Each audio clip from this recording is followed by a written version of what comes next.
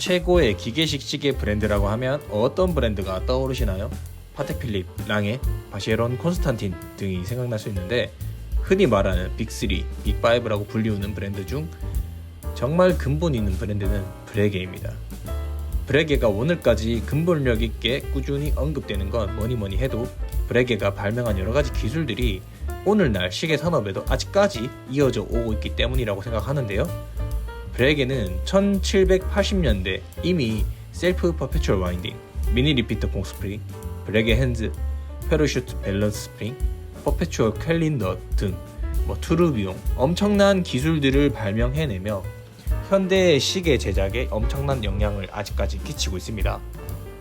아브라함 루이 브레게는 스위스 뉴샤텔에서 태어났지만 시대적 상황에 따라 파리와 스위스를 오가며 워치 메이킹을 해왔습니다. 오늘은 브레게 이야기입니다. 브레게의 창립자 아브라함 루이 브레게는 1747년 스위스 뉴샤텔에서 태어나 페르디난드 베르투와 장 앙투안 레핀 밑에서 10년 동안 시계 제작을 배웠습니다. 그 이후 파리에서 1775년 브레게를 설립했습니다. 사실 시계의 역사에서 브레게가 가진 기술과 헤리티지는 파텍 필립조차 따라가기 어려운 소위 시계 브랜드에서 인간계보다 높은 신의 영역에 존재하는 유일한 브랜드라고 봐도 무방합니다. 그 이유는 당시 파텍 필립, 바쉐론 콘스탄틴 등이 있었던 스위스 제네바란 그저 브레게에게 시계 부품을 납품하거나 혹은 브레게의 지시에 따라 시계를 만드는 노동비가 저렴한 시계 공장에 지나지 않았습니다. 브레게보다 역사가 오래된 바쉐론 콘스탄틴 그리고 후발주자였던 파텍 필립의 꿈도 제2의 브레게가 되는 것일 정도로 브레게의 위상은 어마어마했는데요. 브레게야말로 유럽 황실과 부유한 귀족들이 지금의 롤렉스처럼 웨이팅하며 시계를 구입해야 하는 최초의 시계 브랜드이자 최고의 브랜드였기 때문입니다. 그 중에서도 가장 유명한 시계는 마리 앙투아네트의 넘버 160인데요. 그 당시에 현존하는 최고의 기술들을 갈아 넣어 제작했고 제작하는 데에만 44년이 걸린 전설의 포켓워치입니다. 하지만 아브라함 루이 브레게의 아들과 손자는 할아버지가 남긴 시계업보다는 통신이나 비행기 등 새롭게 등장하는 신기술에 흥미를 느꼈기 때문에 시계업을 계속할 수 없었고 브레게 가문은 1870년에 브레게의 수석 기술자로 일하고 있던 영국인 에드워드 브라운에게 사업권을 넘겨주게 됩니다. 사실상 브레게 가문 시계 공방 운영은 여기서 끝이 났습니다. 이후 브라운 가문에서 브레게를 100년 가까이 이끌었습니다. 이때 당시 아브라함 브레게의 손자인 루이 샤를 브레게는 항공산업에 관심이 많았고 에어프랑스의 전신인 항공회사를 설립하고 자이로플레인과 세계 1차 대전에서 맹활약한 항공기 브레게 타입 시리즈를 개발했습니다. 이때 항공기 타입 시리즈에 탑재할 크로노그래프가 현재 브레게에서 만드는 브레게 타입 20입니다. 이 시기가 워치 메이커로서의 브레게의 색깔이 가장 옅어진 암흑기라고 볼 수 있습니다. 그렇게 명성이 바닥에 떨어진 브레게는 1970년 프랑스의 하이주얼리 메이커 쇼메에 인수당하며 지금의 브레게를 잇게 한 프랑수아 보데와 데니얼 로스를 만나게 됩니다.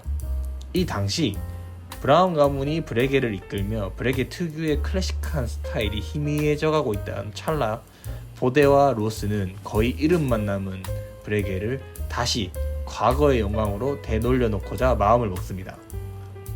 여기서 다니엘 로스는 현재는 독립 워치 메이커로서 활동하고 있지만 그 당시엔 쇼메 소속 워치 메이커로서 현재의 브레게를 잇게 한 장본인이라고 말할 수 있습니다. 다니엘 로스는 브레게를 맡은 후 브레게 부활을 위해 스위스 르상티의 지역으로 돌아가 1년간 브레게를 위한 폐간 수련을 하게 되는데요. 이 르상티의 지역은 그 당시에도 오늘날 최고의 브랜드로 알려져 있는 파텍 필립, 오데마 피게, 예거 루쿨투르 등 최고의 브랜드의 공방이 있던 지역입니다. 거기서 거의 유명무실해졌던 브레게의 유산 퍼페추얼 캘린더, 투르비용, 기요세 다이얼, 브레게 핸즈 등 아브라함 루이의 유산을 재해석하고 다시 이어져 내려올 수 있게 부활시켰습니다. 이 모든 유산들과 쇼메의 하이주얼리 인그레이빙 기술을 융합해 제작한 모델들이 브렉의 3330 그리고 3137 모델이 아닐까 싶습니다. 앞면에는 브렉의 핸즈, 기오쉐 다이얼, 그리고 컴플리케이션의 기능이 장착되어 있고 뒷면 백에는 아름다운 인그레이빙 무브 데코레이션이 새겨져 있습니다. 이 시계 두 개는 다니엘 루스가 브레게를 부활시키며 만든 최고의 걸작 중 하나라고 생각합니다. 하지만 안타깝게도 브레게가 과거 유산들을 되찾자마자 쇼맨은 다이아몬드 선물 투자에 실패하면서 이 브레게는 사우디 인베스트코프에 인수당했습니다. 이 시기에 브레게는 보데와 로스가 싫어했던 타입 20이라는 사실상 근본 없는 브레게 라인을 재출시하게 되는데요. 그 이유는 브레게 위로는 파텍 필립, 바쉐론 등 클래식 라인으로 매출을 올리는 경쟁자들이 있었고 아래로는 IWC 정도의 브랜드들과 경쟁을 하고 있었는데 브레게의 매출 레인지를 더욱 넓히기 위한 시도였다는 이야기가 있습니다. 1990년대 IWC의 파일럿 워치가 워낙 잘 나갔던 시절이었고 브레게도 타입이라는 항공 헤리티지가 있었기 때문에 IWC의 파이도 가져오고 싶었던 게 아닐까 생각해봅니다.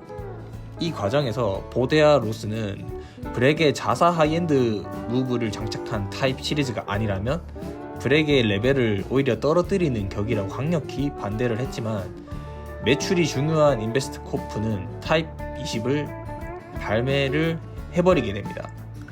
이 당시 타입 20은 범용 무브먼트를 품은 채 만들어져 오고 있었기 때문에 하이엔드 포지션에 위치한 브랜드가 쓰기에는 무리가 있는 무브먼트였고 이 과정에서 보데아 로스는 더 이상 인베스트코프와 의견이 맞지 않아 결국 브레게를 떠나게 됩니다. 현재의 브레게 타입 시리즈엔 728 무브먼트가 들어가 있으며 이 무브먼트는 브레게가 인베스트코프 시절 타입에 부끄러웠던 과거를 청산하기 위해 단연간 개발하여 브레게 독자적인 인하우스 무브먼트를 제작하여 넣었을 정도로 브레게의 프레스티지를 계승하는 라인업으로 자리 잡기 위해 개발된 것 같습니다. 이제는 정통 브레게 라인으로 봐도 무방한 시리즈인 거죠.